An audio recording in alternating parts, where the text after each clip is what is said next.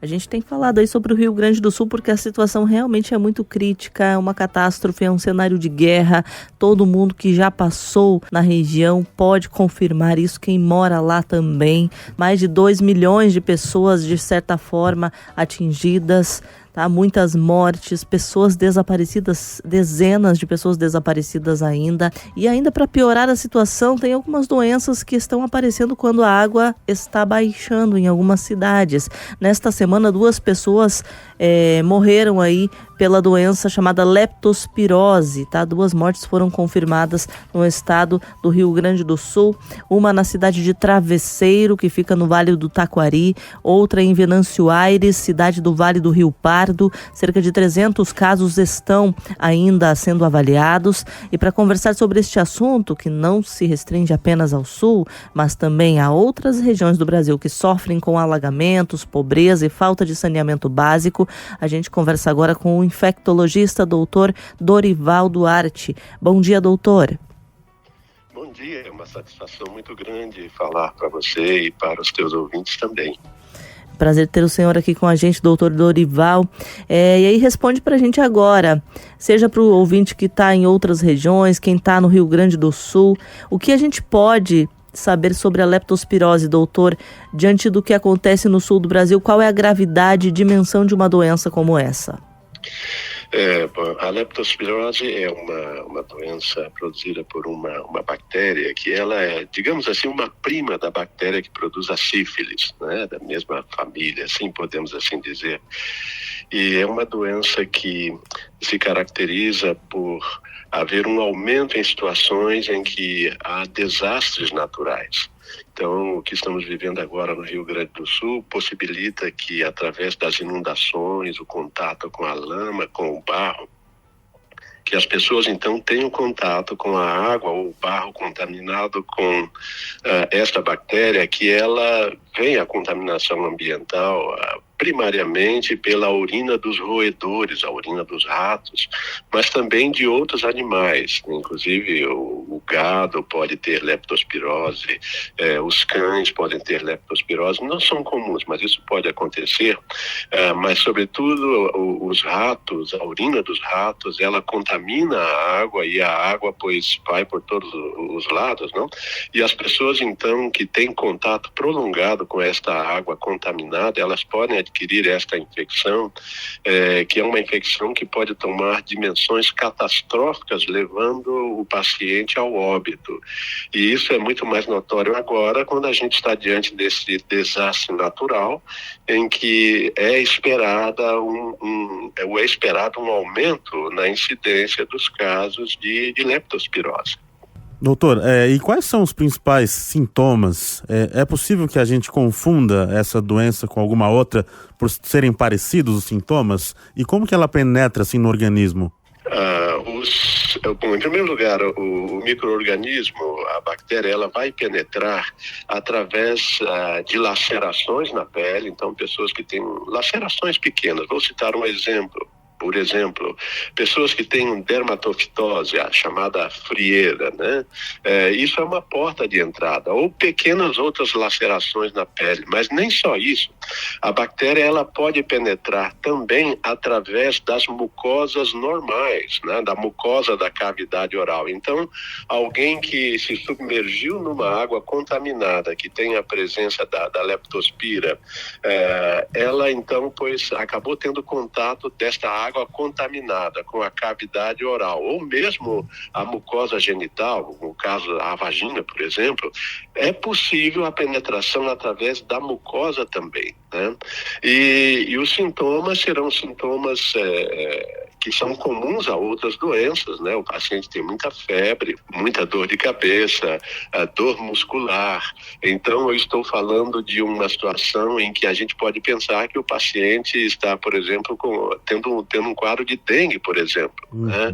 Ou um quadro de febre tifoide, por exemplo, que são quadros que dão muita cefaleia, dão febre, dão prostração.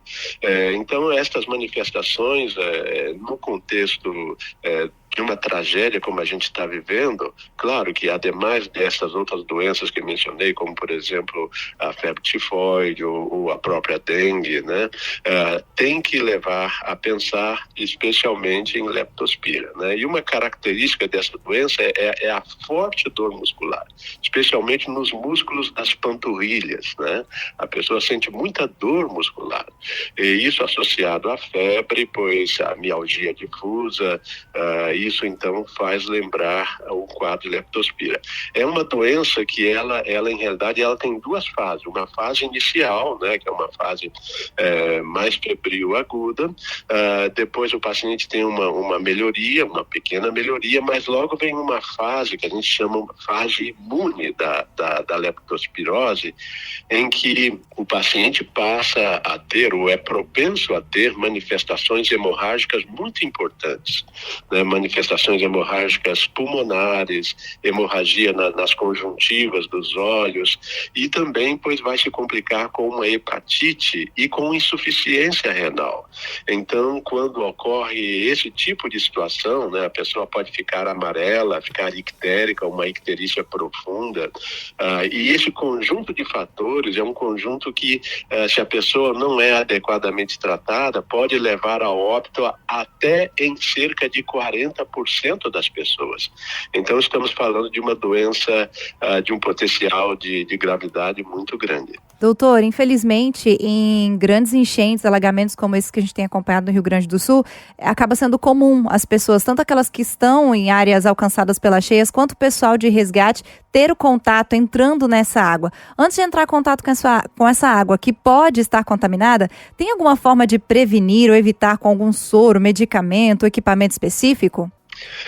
Bom, em primeiro lugar, a prevenção se faz no caso do socorrista ou de pessoas que vão estar em contato prolongado com a água, com dispositivos de proteção, né? Roupa adequada, impermeável, calçados adequados, né? Para minimizar o contato da água contaminada com a superfície cutânea, né?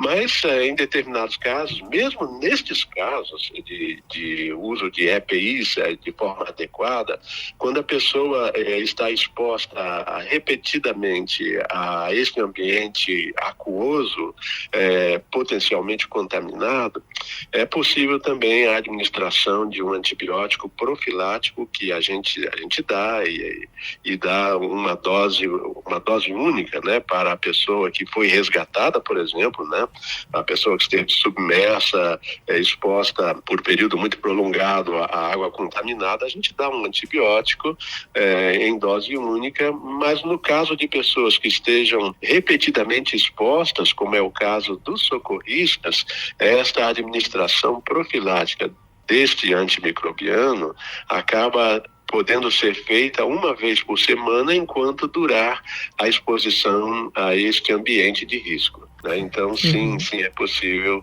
a gente ter uma profilaxia para esta doença nos casos em que ela está indicada. Doutor, o senhor falou que a incidência de mortes é de 40%, né, dos casos. Como que é feito o tratamento para as pessoas que têm a leptospirose? A mortalidade nessa fase severa da doença, nessa fase imune que a gente chama, em que dá icterícia, insuficiência renal, insuficiência hepática, ela oscila nos diferentes estudos, né? Isso vai desde 5% até 40%. Mas uma vez que a gente tenha a suspeita da leptospirose, a gente deve tratá-la de forma imediata.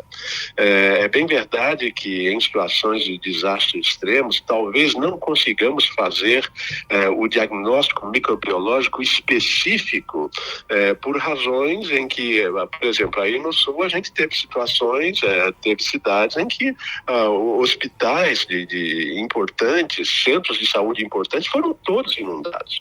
Então, a dificuldade ao acesso médico epidemiológica, é uma coisa premente, né? Mas nos casos em que existe suspeita sólida, a gente começa a tratar imediatamente. A gente tem antibióticos que podem ser dados pela via oral. Os casos mais severos vão requerer efetivamente antibiótico por via parenteral, por via intravenosa, e isso reduz grandemente a chance do paciente evoluir para o óbito. Então, o uso de antimicrobianos de forma adequada, consciente, orientada, ajuda a salvar essas vidas. Doutor, e além da leptospirose, quais outras doenças podem ocorrer por meio do contato com essa água contaminada em decorrência de enchentes?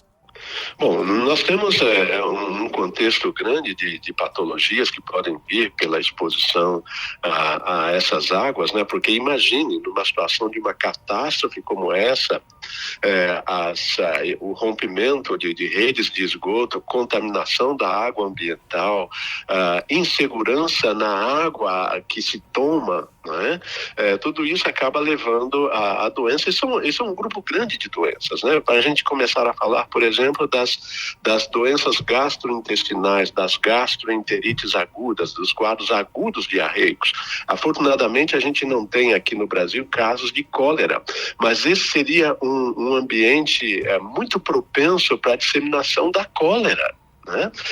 E outras doenças mais que vêm, por exemplo, pela ingesta de água contaminada ou de alimentos contaminados com água que esteve contaminada, né? Então, é esperado que a gente tenha um aumento no número de casos de hepatite A aí no Rio Grande do Sul, porque é uma hepatite que se adquire através do contato de alimentos ou água contaminada.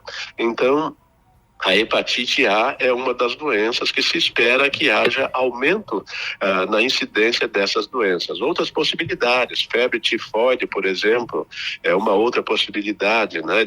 Todas essas são doenças que se adquirem através da via oral, através da alimentação, sem falar nas doenças que podem vir nas aglomerações, nos abrigos, em situações catastróficas, das pessoas estarem nos abrigos, muito próximas uma das outras. Então, estou falando da possibilidade imensa de haver uma transmissão de doenças virais respiratórias, né? Então, entre elas, a própria Covid-19, nós continuamos tendo casos de Covid no Brasil, influenza, nós estamos aí agora chegando no inverno no Brasil, especialmente no sul, as pessoas tendem a estar mais juntas, então a transmissibilidade do vírus influenza é uma outra preocupação bastante importante e, afortunadamente, para esta nós temos vacina eficaz, e fora outras doenças virais respiratórias e mesmo doenças bacterianas respiratórias produzindo as pneumonias, né, que em situações em que as pessoas estiveram em contato prolongado com a água, com quadros respiratórios virais, esses próprios quadros respiratórios virais podem favorecer a sobreposição de agentes bacterianos, levando a pneumonia nessas pessoas, nos abrigos onde elas estão. Então, existe um cabedal grande de doenças que podem vir, fora doenças parasitárias, né? Estou falando aí de sarna, por exemplo, né? De escabiose, por exemplo. São situações em que existe uma proliferação quando existem desastres humanos, como nós estamos vendo aí no Rio Grande do Sul, né? A escabiose, por exemplo, afortunadamente o povo brasileiro é um povo que tende a ser mais asseado, né? Mas tudo isso é possível nesse contexto desse desastre humano em que as pessoas em condições de higiene subótimas estão muito próximas umas das outras, e tudo isso então favorece que outras doenças, fora as doenças de ingestão pela via oral, elas possam ocorrer também de uma forma mais intensa nesta população. Tá certo, a gente conversou aqui com o Dr. Dorival Duarte, ele é infectologista, falou um pouco sobre o que pode acontecer no Rio Grande do Sul por causa desta catástrofe das chuvas, quais são as doenças que podem ser transmitidas ali de pessoa para pessoa até mesmo. Dr. Dorival, muito obrigada por suas informações. Obrigado, um abraço a você e a todos os teus ouvintes.